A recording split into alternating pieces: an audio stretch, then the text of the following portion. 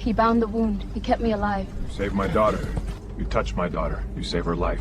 You stay when warriors come. By our law, by our tradition, tomorrow you will marry. The desert stretched out in every direction, endless and indifferent. Dalton Cade had been checking his trap line for 3 hours when he heard the sound that changed everything, a scream that wasn't quite human. Raw and guttural, the kind that comes from someone who's been hurting for a long time.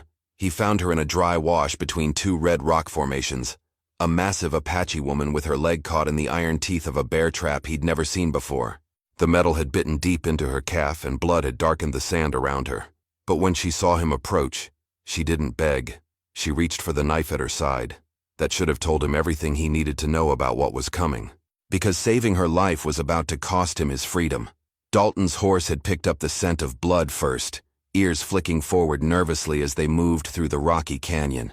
He'd been out here for 2 days, checking the trap line that kept him fed through the long stretches between work.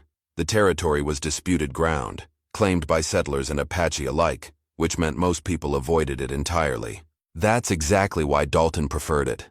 Less company, fewer questions. The woman was sprawled on her side when he found her, one leg bent at an unnatural angle. The trap's serrated jaws locked around her calf just below the knee. The trap itself was anchored to a heavy chain, which was bolted to a boulder half buried in the sand. Whoever had set this wasn't trying to catch animals. They were trying to catch people. Her dark eyes tracked him as he dismounted, one hand still gripping her knife despite the obvious pain radiating through her body.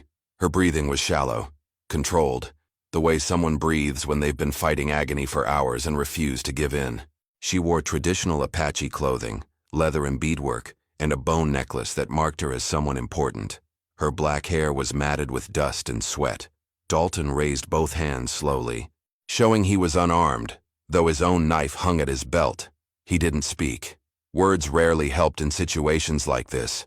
Instead, he moved carefully around the trap, studying the mechanism. It was new, well-made, designed to hold without killing. That detail bothered him more than he wanted to admit. The woman's eyes narrowed as he knelt beside her leg, and she said something in Apache, sharp and warning. He didn't understand the words, but the meaning was clear enough. Touch me and die. He met her gaze, held it for a long moment, then reached for the trap anyway. She could stab him if she wanted, but if he didn't get her out of this thing soon, infection would do what the metal couldn't. The release mechanism was stiff, crusted with dried blood from previous victims. Dalton worked it carefully, aware of every movement, every breath. The woman watched him with an intensity that made his skin prickle, her knife hand trembling slightly from blood loss and exhaustion. When the jaws finally opened with a wet, grinding sound, she gasped, the first real sign of vulnerability she'd shown.